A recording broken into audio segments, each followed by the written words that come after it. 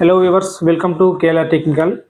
ఈరోజు మనం ఒక ఇంపార్టెంట్ టాపిక్తో మేము ముందుకు వస్తున్నాం. అదేంటంటే మన పాన్ కార్డుకి ఆధార్ కార్డు లింక్ అయిందో కాలేదో ఏ విధంగా తెలుసుకోవాలి ఈ వీడియోలో తెలుసుకుందాం. ముందుగా మీరు గూగుల్ క్రోమ్ ఓపెన్ చేసినట్లయితే అక్కడ ఇన్కమ్ ట్యాక్స్ అని టైప్ చేసి సెర్చ్ చేయండి. చూడండి, ఇక్కడ ముందుగా వచ్చే వెబ్సైట్ ఇన్కమ్ ట్యాక్స్ డిపార్ట్మెంటు. దాన్ని ఓపెన్ చేసినట్లయితే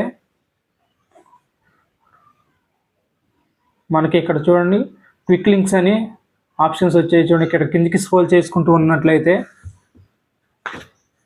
లింక్ ఆధార్ స్టేటస్ అని ఉంటుంది. దాన్ని క్లిక్ చేసుకోవాలి. చూడండి, ఇక్కడ లింక్ ఆధార్ స్టేటస్ ఉంది. దాన్ని క్లిక్ చేసినట్లయితే మన దగ్గర ఉన్నటువంటి పాన్ కార్డు మరియు ఆధార్ కార్డు నెంబర్లను ఎంటర్ చేసి మనం పాన్ కార్డుకి ఆధార్ కార్డు లింక్ అయిందో కాలేదో తెలుసుకోవచ్చు. చూడండి, ఇక్కడ ముందుగా పాన్ నెంబర్ ఎంటర్ చేయాలి.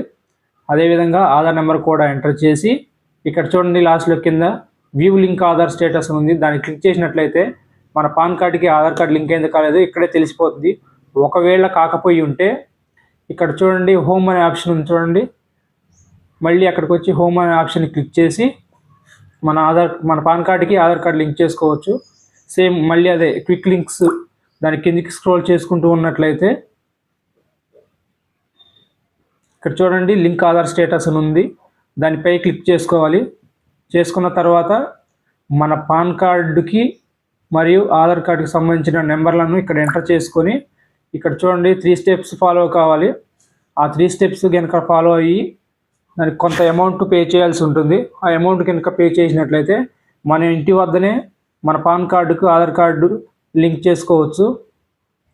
ఇది ఖచ్చితంగా ప్రతి ఒక్కరు చేసుకోవాల్సిందే. కాబట్టి ఈ వీడియో మీకు కనుక నచ్చినట్లయితే లైక్ చేసి కామెంట్ చేసి షేర్ చేయండి.